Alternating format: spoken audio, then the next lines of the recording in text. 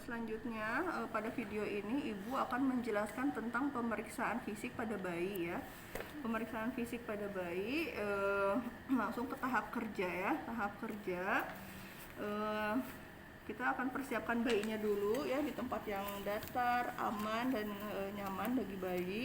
Lalu seperti biasa kita juga cuci tangan 6 langkah, lalu bisa menggunakan handscoon ya. Dan yang pertama kita akan memeriksa antropometri ya, antropometri pada bayi.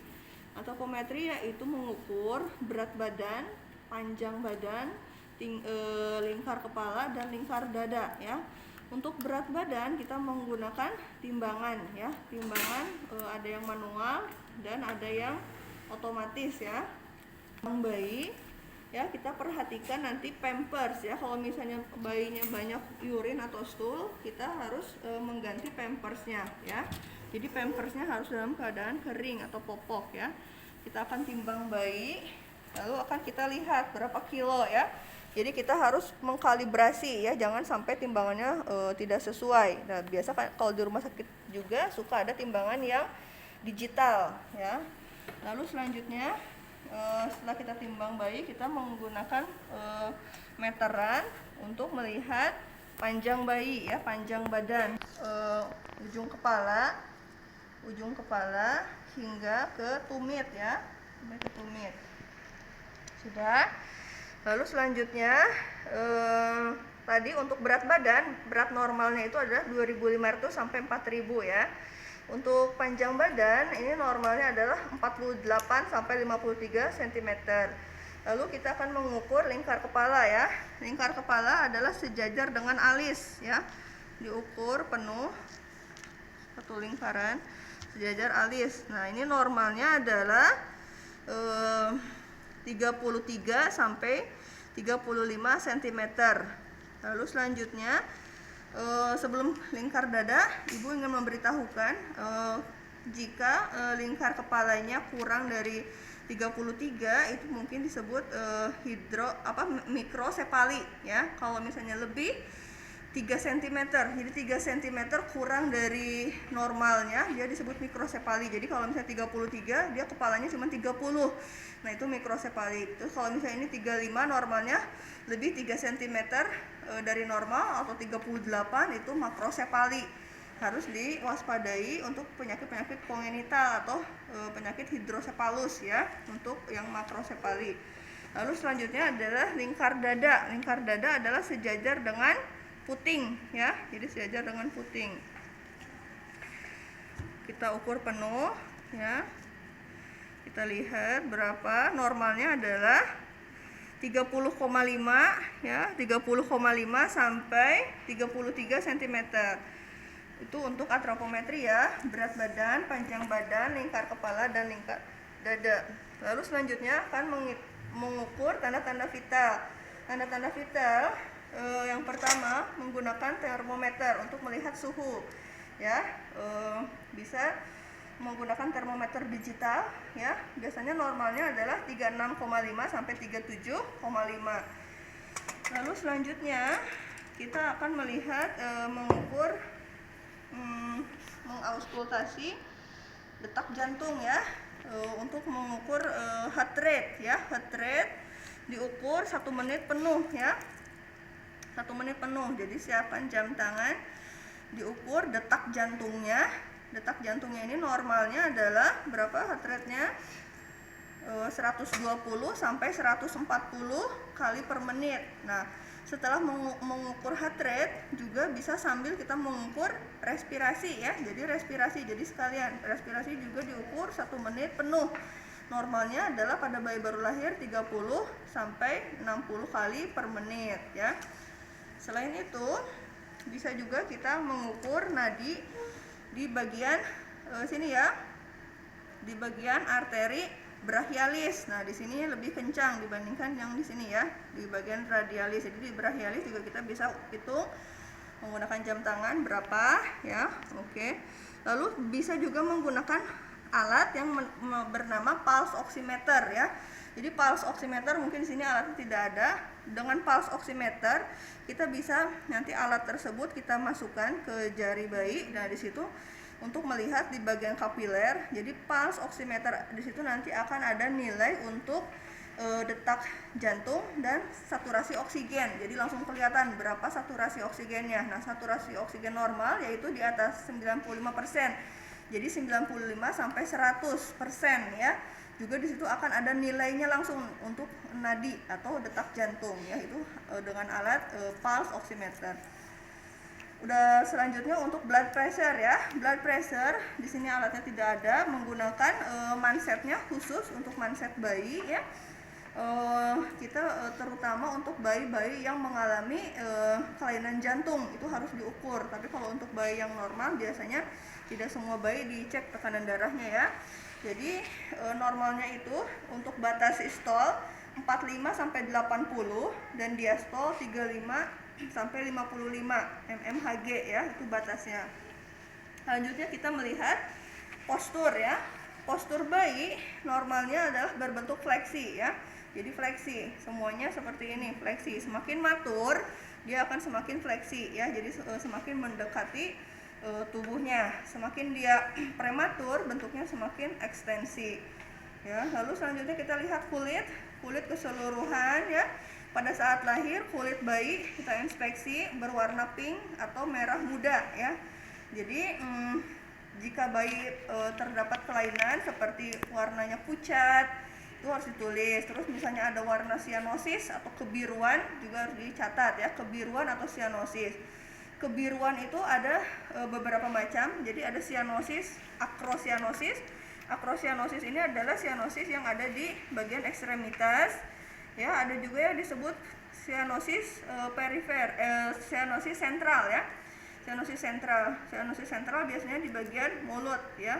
Dan ada juga sianosis persisten ya. Kalau persisten dia yang terus menerus ya, tapi sama-sama biru. Nah, tapi birunya macam-macam ya. Jadi ada yang tadi akrosianosis atau perifer. Jadi perifer cuma ada di pinggir-pinggir aja, di kaki aja. Biasanya kalau dihangatkan, ditaruh di inkubator, biasanya dia hilang sianosisnya ya gitu.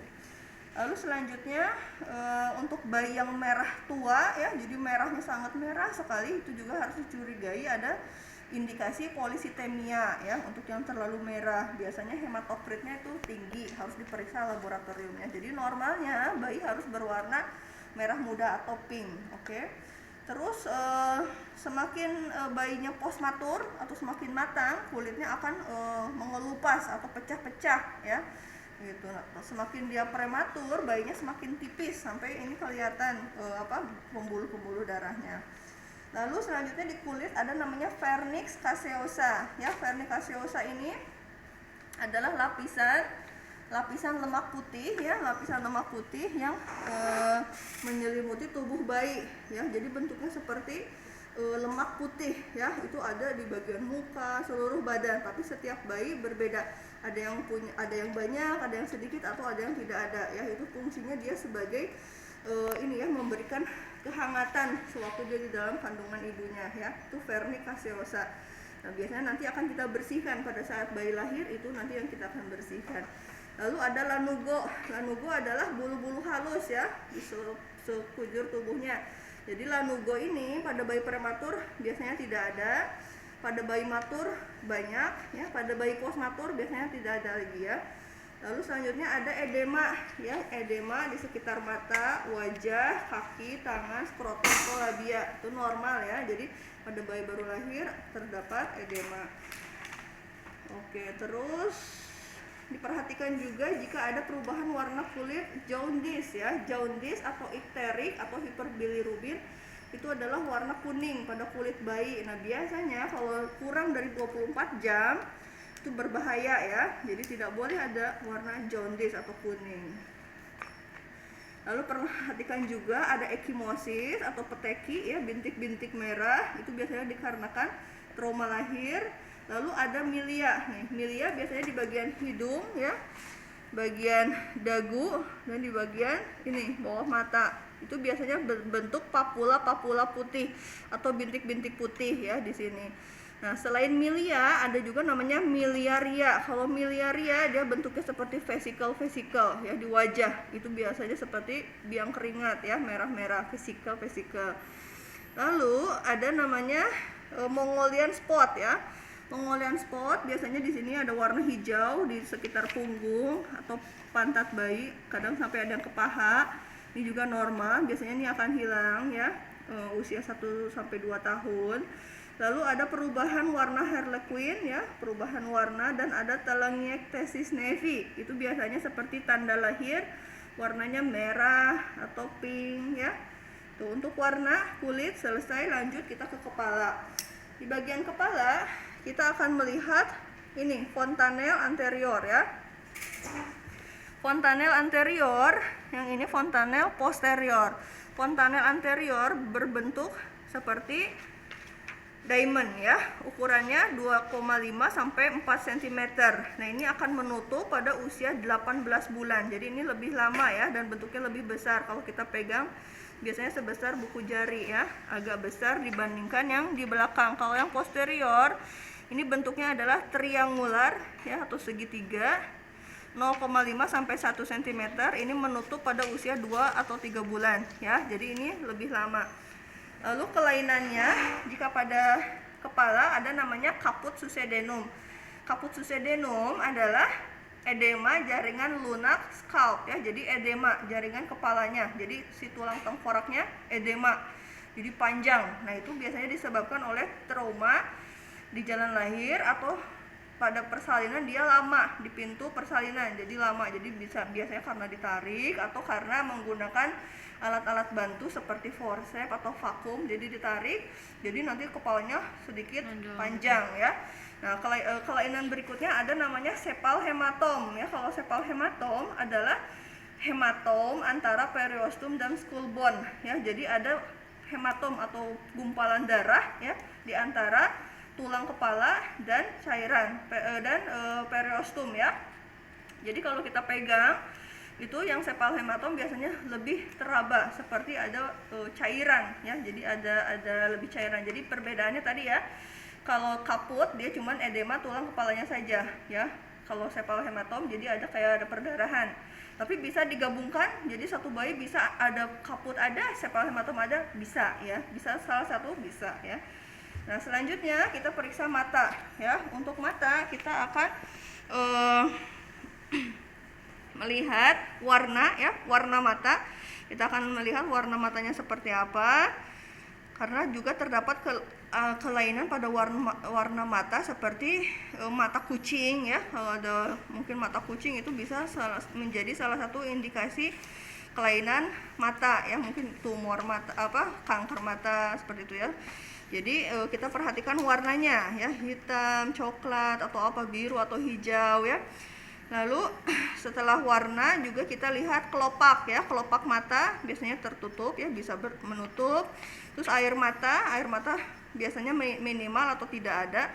Lalu kita refleks mata ya, refleks kornea menggunakan pen light ya. Refleks mata itu kalau misalnya kita kasih cahaya biasanya bayi akan mengedip ya, seperti itu. Dan ada namanya refleks pupil ya. Kalau refleks pupil, pada saat kita berikan cahaya, pupil bayi akan konstriksi ya, konstriksi atau mengecil ya. Lalu ada selanjutnya refleks doll eye. Refleks doll eye, bila kepala digerakkan perlahan, maka mata tidak akan bergerak ya. Jadi seperti boneka ya. Jadi mata tidak bergerak, itu adalah refleks doll eye. Beberapa kelainan pada bagian mata yaitu adalah nystagmus ya. Nystagmus atau bola mata yang bergerak dengan cepat, gerak sendiri ya, tidak dikontrol, gerak sendiri. Kalau yang strabismus adalah mata juling ya, itu karena kelemahan otot-otot mata. Lalu selanjutnya kita lihat ke telinga ya. Telinga yang pertama kita lihat adalah posisi. Jadi posisinya harus sejajar dengan outer canthus eye ya. Jadi harus sejajar nih, dari bagian ini, bagian outer mata sampai ke ujung telinga ini sejajar ya. Ini harus sejajar. Kalau misalnya dia posisinya di bawah, ada indikasi dia sebagai kelainan Down syndrome ya.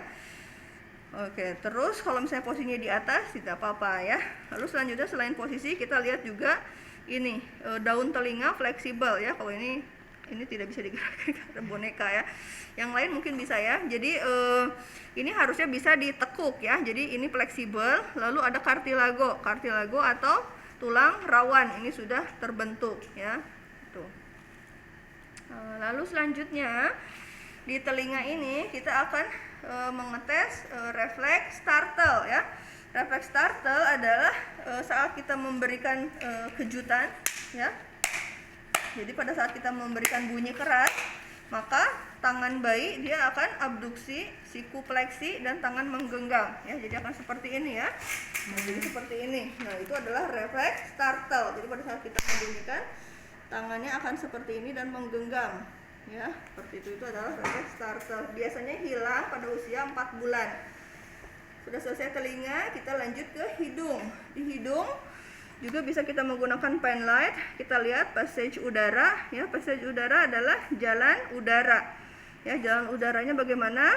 Bersih atau ada sekret atau ada cairan ya. Cairannya berupa cairan bening normal ya. Lalu kita lihat itu passage udara, terus ada nasal discharge atau keluaran dari hidung ya, berupa tadi mukus putih atau bening atau kental atau seperti apa, atau hijau, kuning ya, itu adalah nasal discharge. Lalu ada refleks glabelar. Nah, refleks glabelar ini pada saat kita menyentuh bagian hidung, maka bayi akan sekali ya mengetuk batang hidung, maka bayi akan dengan cepat menutup mata. Itu refleks glabelar. Jadi pada saat kita menyentuh, bayi akan menutup, mengedip ya, itu refleks glabelar. Lalu selanjutnya kita ke bagian mulut dan kerongkongan ya. Bagian mulut kita harus lihat bentuk mulut harus intak atau utuh ya, utuh. Jadi tidak boleh ada lubang, tidak boleh ada bibir, kelainannya seperti bibir sumbing ya, atau labioskisis, atau bagian langit-langitnya palatoskisis. Jadi nggak boleh, jadi harus intak ya. Kalau ada kelainan kita harus laporkan, harus tulis ya. Bentuk intak. Lalu salivasi atau kelenjar ludah ya, pengeluaran air ludah minimal atau tidak ada. Lalu uvula ya, uvula bisa kita lihat menggunakan tong spatel juga kita bisa lihat ya. Kita bisa lihat uvulanya berada di tengah-tengah ya. Oke, lalu selanjutnya kita bisa juga melihat dari mulut adalah menangis ya. Bayinya menangis. Lalu kelainannya seperti ada natal teeth ya, natal teeth atau gigi yang ada pada saat bayi baru lahir, natal teeth ya, jadi gigi. Jadi ini biasanya adalah tumor jinak ya, tapi bisa diaspirasi, jadi bisa ditangani ya, bisa dilaporkan ke dokter. Ada natal teeth dan ada juga Epstein pulse ya. Epstein pulse itu hampir mirip dengan natal teeth, cuman dia bentuknya lebih kecil biasanya ya, dan tidak selalu ada di gusi ya. Jadi bisa ada di belakang lidah, di bawah lidah ya, di lapisan yang di bawah lidah ya. Bentuknya itu seperti mutiara kecil. Nah, itu juga biasanya bisa pecah ya. Jadi bisa pecah dan bisa hilang ya gitu. Lalu selanjutnya kita ke refleks yang ada di mulut ya. Refleks yang pertama adalah refleks hisap atau sucking refleks. Bisa kita berikan dengan empeng ataupun dengan tangan kita menggunakan handscoon steril. Kita masukkan tangan kita atau dengan empeng, nanti bayinya akan refleks menghisap ya. Ini biasanya hisapannya akan kuat ya selama dia masa infant. Lalu selanjutnya ada rooting refleks. Kalau rooting refleks, kita akan menyentuh pipi bayi ya, atau memberikan stimulus di pipi bayi, maka bayi akan mengikuti gerakan yang diberikan. Kalau kita mengusapnya di sebelah sini, bayi akan menoleh ke arah stimulus yang diberikan dan dia ingin menghisap ya, ingin menghisap ini tangan kita. Nah, ini biasanya akan hilang pada usia 3-4 bulan atau hingga 12 bulan. Lalu selanjutnya ada gag refleks ya. Gag refleks ini adalah refleks muntah ya, stimulasi pada bagian paring ya, di bagian dalam ya. Jadi di bagian atas paring posterior, dengan makanan, dengan tong spatel atau dengan suction biasanya akan merangsang refleks muntahnya. Nah, lalu selanjutnya ada extrusion reflex. Extrusion reflex adalah lidah ya. Lidah kalau kita sentuh, maka lidah akan mendorong keluar ya, akan didorong. Tapi kalau misalnya dia tetap tidak hilang, maka kemungkinan dia Down syndrome ya. Lalu selanjutnya adalah bagian leher ya. Bagian leher ini ada dua refleks. Yang pertama ada tonic neck reflex. Tonic neck reflex, jika bayi menghadap ke kanan, maka ke satu sisi, maka tangan yang satu sisi, tangan dan kaki tersebut ini akan ekstensi ya. Ini akan ekstensi. Dan ini gini ya. Coba ini ya, jadi ini gini, nah ini gini, pegang. Nah yang ini dia akan fleksi ya, seperti ini ya. Kalau misalnya dia menoleh ke sini, sebaliknya yang ini akan ekstensi, yang ini akan fleksi ya, gini ya. Nah gitu. Jadi harus pas bayinya menoleh, tangannya akan mengikuti. Itu adalah tonic neck reflex. Biasanya hilang usia 3-4 bulan. Lalu selanjutnya ada neck writing reflex. Ya, kalau neck writing reflex, pada saat kita mengangkat bayi, nah ini seakan-akan kepalanya juga ikut mengangkat. Jadi akan mengikuti. Jadi pada saat kita mengangkat, kepalanya mengangkat. Jadi ada neck writing reflex ya, gitu. Leher selesai, kita lanjut ke dada ya. Dada yang kita lihat adalah rasio anterior posterior dengan lateral adalah 1:1. Lalu akan terlihat sedikit retraksi di bagian sternum ya, ada sedikit tarikan ya, minimal ya, jadi tidak banyak. Jadi ada sedikit retraksi atau tarikan dinding dada. Lalu proses Susipeodeus ini akan terlihat jelas ya. Lalu ada breast enlargement atau pembesaran kelenjar payudara, biasanya akan ada pembesaran.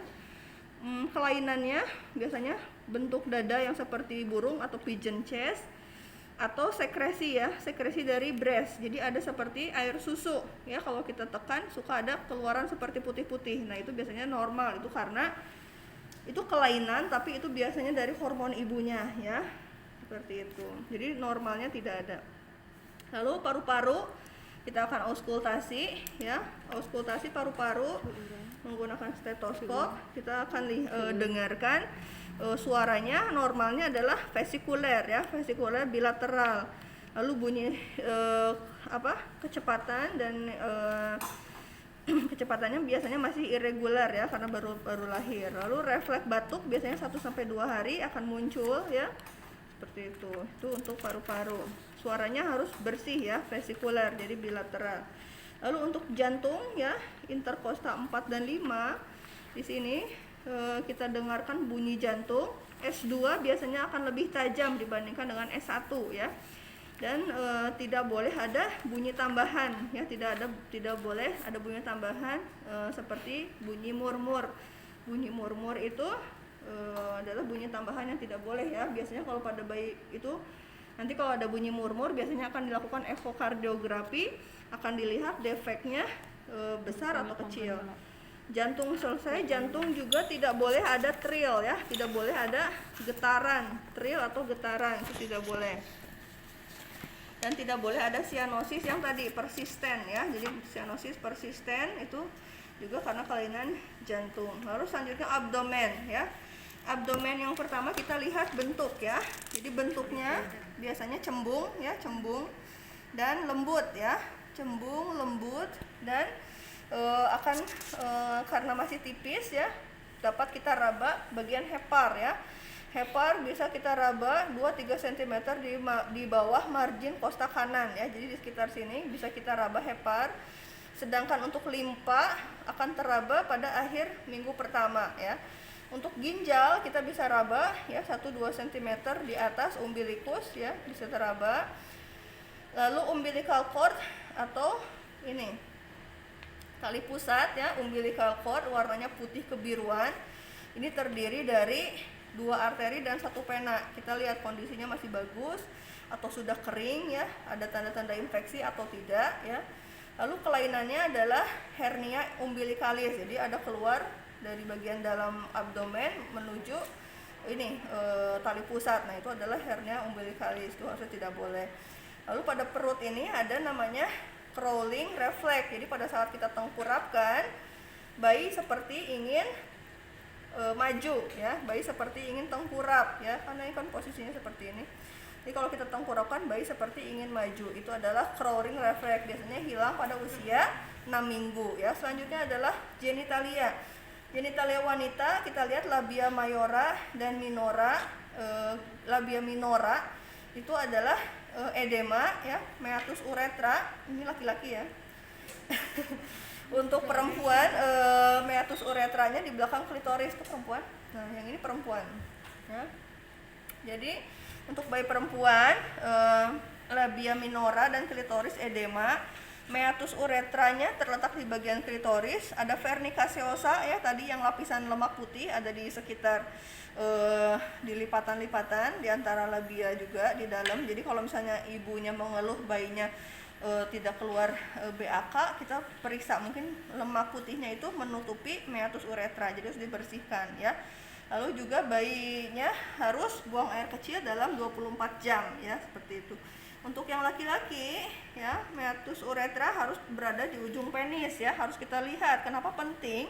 Karena mungkin ada indikasi jika tidak di ujung penis ada penyakit hipospadia. Jadi hipospadia itu meatusnya tidak terletak pada ujung penis. Lalu kita raba juga testisnya ya, kita raba sudah ada di dalam skrotumnya sudah ada testis atau belum ya. Kalau misalnya belum, itu namanya undescended testis. Kadang ada yang turunnya baru satu atau belum turun dua-duanya, itu biasanya pada bayi-bayi yang belum matang ya. Lalu selanjutnya kita lihat juga ini apa, ruge ya, garis-garis di skrotum. Biasanya kalau yang matur itu sudah terbentuk bagus ya. Lalu juga harus mixi ya, buang air kecil dalam 24 jam. Lalu untuk punggung dan rektum ya, kita harus lihat bentuknya intak ya, intak atau tadi apa, utuh ya, utuh. Jadi tidak boleh ada lubang. Kalau ada lubang itu namanya tidak utuh. Itu pada penyakit spina bifida ya. Kalau spina bifida ini ada lubang yang nanti keluar pembuluh-pembuluh saraf keluar di sini. Nah, itu biasanya harus kita cegah dengan memberikan asam folat pada saat kehamilan ibu ya, jadi bisa dicegah. Lalu untuk tulang punggung ini intak. Untuk rektum ya, untuk rektum harus ada anus harus terbuka ya. Pada beberapa penyakit pada bayi seperti malformasi anorektal itu biasanya tidak ada anusnya ya. Dan begitu juga dengan penyakit Hirschsprung. Kalau penyakit Hirschsprung biasanya mekonium tidak keluar dalam 24 jam. Jadi normalnya feses bayi atau mekonium keluar dalam 24 jam. Lalu ada refleks anal ya, refleks anal atau touch mengkerut ya. Jadi di bagian anal itu touch mengkerut. Lalu ada refleks peres. Refleks peres adalah dengan menyentuh dengan sentuhan ibu jari, ditekan dari sakrum ke atas. Nah, pada saat kita menekan seperti ini, biasanya bayi akan nyeri ya, mengerang dan menangis. Nah, biasanya ini pemeriksaan terakhir ya, refleks peres. Jadi untuk melihat ada nyeri enggak gitu ya.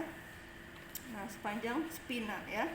Lalu adalah pemeriksaan ekstremitas. Ekstremitas adalah memeriksa berapa jumlah jarinya ya. Jari harus 5, kalau lebih biasanya 6 atau 7 itu namanya polidaktil, tidak boleh, itu kelainan. Lalu kita juga harus melihat rentang gerak. Rentang gerak harus simetris, kaki dan kanan ya, geraknya harus sama. Kalau misalnya gerakannya cuma sebelah ya, itu ada kemungkinan bayi mengalami fraktur atau distosia bahu. Nah, biasanya itu biasanya terjadi pada bayi-bayi yang besar pada usia 4 kilo, di atas 4 kilo. Biasanya kesulitan pada saat lahir, suka terjadi fraktur atau distosia bahu. Lalu selanjutnya kita lihat juga kelumpuhan, ada kelumpuhan atau tidak ya. Terus warna kulit warna kuku ya, warna kuku biasanya warna merah muda untuk melihat capillary refill time atau waktu isi kapiler ya. Lalu tonus otot juga harus kuat ya, harus sama dua-duanya, bilateral. Lalu ada refleks, yang terakhir adalah refleks grabs atau menggenggam pada saat kita menyentuh tapak tangan. Ini adalah palmar ya, grabs refleks palmar di tangan dan di kaki. Jadi grabs itu ada palmar dan plantar. Yang palmar pada saat kita memberikan tangan kita, dia akan menggenggam. Biasanya ini hilang pada setelah usia 3 bulan. Kalau pelantar grabs ya, pelantar pada saat kita sentuh di bagian kaki, dia akan menggenggam tangan kita. Ini biasanya hilang pada usia 8 bulan ya. Lalu selanjutnya ada Babinski reflex. Nah, Babinski reflex ini pada saat kita sentuh ya dari tumit ke atas, ini biasanya akan jari-jari kaki akan hiperekstensi dan menyebar ya. Ini biasanya hilang pada usia 1 tahun. Jadi pada saat kita goreskan gini, ini akan hiperekstensi. Lalu ada ankle conus reflex. Ankle conus reflex pada saat lutut diangkat, ini ankle akan fleksi ya. Ini reflex ankle conus reflex. Lalu dance reflex. Dance atau step reflex, pada saat kita pegang bayi, dia akan menyentuh permukaan yang telapak kaki menyentuh permukaan yang keras. Nah, maka kaki akan seperti ingin berjalan ya. Ini tangan kitanya di sini ya. Nah, nanti bayi itu seperti ingin berjalan. Nah, itu adalah dance atau step reflex. Biasanya hilang 3 sampai 4 minggu ya. Lalu selanjutnya ada Moro reflex. Nah, Moro reflex itu hampir sama dengan startle reflex. Pada saat kita kejutkan bayi dengan tiba-tiba, maka ekstremitas ekstensi akan membentuk huruf C ya. Jadi akan gini. Kalau yang tadi startle seperti ini, kalau Moro akan seperti huruf C ya. Biasanya juga disertai dengan menangis ya, hilang usia 3 sampai 4 bulan. Lalu yang terakhir ada trunk incurvation atau galan. Ini adalah saat kita menyentuh ya, menyentuh bagian punggung, nanti pinggulnya akan bergerak ya, akan bergerak gitu ya. Jadi pada saat kita menyentuh, pinggulnya akan bergerak ke arah stimulus. Lalu ada scrap sign ya. Kalau scrap sign yang menyentuhkan tangan ya ke bahu yang terjauh, ke pundak ya. Lalu ada creste sign. Creste sign adalah guratan ya, guratan pada tangan ataupun pada kaki ya. Pada tangan, bila cuma ada 1 guratan atau tidak ada guratan, itu ada tanda-tanda Down syndrome ya. Kalau pada kaki semakin banyak, berarti itu semakin matur ya. Baiklah, untuk pemeriksaan fisik pada bayi lahir cukup ya.